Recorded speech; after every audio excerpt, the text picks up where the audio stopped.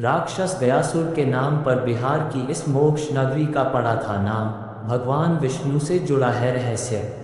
गया, बिहार के गया का नाम अब गया जी है। गया मोक्ष स्थली है, जहाँ हर साल लाखों की संख्या में तीर्थयात्री अपने पितरों के मोक्ष की कामना लेकर आते हैं। यहाँ पितृपक्ष मेला लगता है, जिसमें तीर्थ यात्रियों का हुजूम उमड़ता है। इसी बीच हम आपको गया के नाम की पौराणिक कथा से अवगत कराएंगे। अब गया नहीं गया जी, मोक्षभूमि गया के धार्मिक महत्व को लेकर इसे गया जी कहने का चलन पूर्व से था, लेकिन अब गया को आधिकारिक रूप से भी गया जी कहा जाएगा। बिहार के मुख्यमंत्री नीतीश कुमार ने गया का नाम गया जी कर दिया है, जिससे एक बार फिर से ये तीर्थस्थली चर्चा में आ गई है। भगवान विष्णु ने गयासुर के शरीर पर रखा था पैर, पुराण शास्त्रों में गया का नाम उल्लेखित है। इस प्राचीन कालीन तीर्थ के संबंध में कहा जाता है कि काशी प्रयाग से भी प्राचीन कालीन तीर्थ में गया का नाम आता है। सतयुग में भगवान विष्णु ने गदाधर रूप में अपना दाहिना पैर गयासुर नाम के राक्षस के शरीर पर रखा था। गयासुर राक्षस के नाम पर रखा गया नाम गयासुर को उत्तम लोक की प्राप्ति हुई थी। गयासुर ने भगवान विष्णु से उसके नाम पर इस क्षेत्र का नामकरण की प्रार्थना की थी। तब से मान्यता है कि गयासुर के ऊपर धर्मशिला और उस पर भगवान विष्णु के साक्षात चरण चिन्ह युगों युगों से आज भी विराजमान है, और तब से यह धार्मिक नगरी गया के नाम से जाना जाती है। गयासुर ने की थी कठिन तपस्या। पौराणिक कथाओं के अनुसार सतयुग काल में गयासुर नाम का एक राक्षस था, जो अत्यंत ही धार्मिक, तपस्वी और पुण्यात्मा था। गयासुर ने कोलाहल पर्वत पर घोर तपस्या की थी, जिससे भगवान नारायण प्रसन्न हुए थे। भगवान विष्णु स्वयं गयासुर के सामने प्रकट हुए थे और वरदान मांगने को कहा था। प्राणियों को स्पर्श मात्र से स्वर्गलोक की होने लगी थी प्राप्ति। गयासुर ने भगवान विष्णु से वरदान मांगा कि मेरे स्पर्श मात्र से प्राणी स्वर्ग धाम को जाए।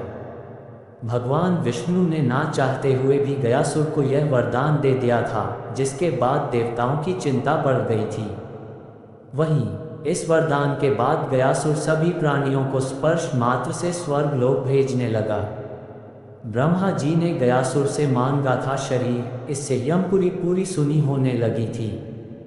देवगण इसके निवारण के लिए ब्रह्मा जी के पास गए, जिसके बाद देवताओं के चिंता का निवारण करने के लिए ब्रह्मा जी गयासुर के पास गए और उससे कहा कि मुझे यज्ञ के लिए अपना शरीर सौंप दे। गयासुर ने ब्रह्मा जी के इस आग्रह को सहर्ष स्वीकार कर लिया। हिलता डुलता रहा गयासुर का शरीर। ब्रह्मा जी ने गयासुर के शरीर पर धर्मशिला रखकर यज्ञ प्रारंभ किया। धर्मशिला रखे जाने के बावजूद गयासुर का शरीर हिलता डुलता रहा। इसके बाद भगवान विष्णु स्वयं गदाधर रूप में प्रकट हुए और अपना दाहिना पैर गयासुर के शरीर पर रखा। भगवान विष्णु के चरण स्पर्श से गयासुर का शरीर हिलना डुलना बंद हो गया। गयासुर के शरीर पर धर्मशिला मौजूद। गयासुर ने भगवान विष्णु से कहा कि प्रभु, जिस स्थान पर मैं अपना शरीर त्याग रहा हूँ, वह शिला में परिवर्तित हो जाए और उसमें मैं सदा मौजूद रहूँ। शिला पर आपके चरण चिन्ह हर युग में मौजूद रहें। भगवान विष्णु ने गयासुर की प्रार्थना स्वीकार कर ली और तब से गया जी के विष्णुपद मंदिर में आज भी वह धर्मशिला है, जिस पर भगवान विष्णु के चरण चिन्ह विराजमान हैं। ये विश्व में ऐसा पहला स्थान होगा जहाँ राक्षस और देवता दोनों की पूजा होती है। यहाँ गयासुर राक्षस के ऊपर धर्मशिला है और उसके ऊपर भगवान नारायण के साक्षात चरण चिन्ह हैं। गयासुर के नाम पर ही इस धार्मिक नगरी का नाम गया पड़ा। गजाधर गुर्दा, गयापाल पंडा। गया जी के फैसले का गयापाल पंडों में खुशी। गयापाल पंडा गजाधर गुर्दा ने बताया कि गया में श्राद्ध, तर्पण और पिंडदान से पितरों को मोक्ष की प्राप्ति होती है। वहीं पिंडदान करने वाला व्यक्ति पितृ ऋण से मुक्त हो जाता है। उन्होंने बताया कि आधिकारिक रूप से भी गया को गया जी करने के फैसले का हम गयापाल पंडा स्वागत करते हैं। इससे गया जी के पौराणिक धार्मिक अध्याय को और बड़ा पड़ाव मिलेगा। रामायण और महाभारत में भी उल्लेख। मोक्षधाम गया जी का उल्लेख रामायण महाभारत में भी है। यहाँ भगवान राम, माता सीता और लक्ष्मण जी आए थे। गया में माता सीता ने बालू का पिंड बनाकर राजा दशरथ का पिंडदान किया था। महाभारत काल में भी पांडवों ने इस स्थान पर आकर पितरों का श्राद्ध कर्म किया था।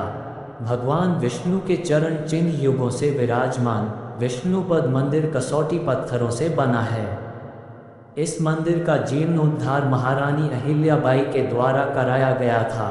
विष्णुपद मंदिर अद्भुत और प्रसिद्ध मंदिरों में शामिल है। युगों के बाद भी भगवान विष्णु के चरण चिन्ह यहाँ उसी रूप में आज भी मौजूद हैं।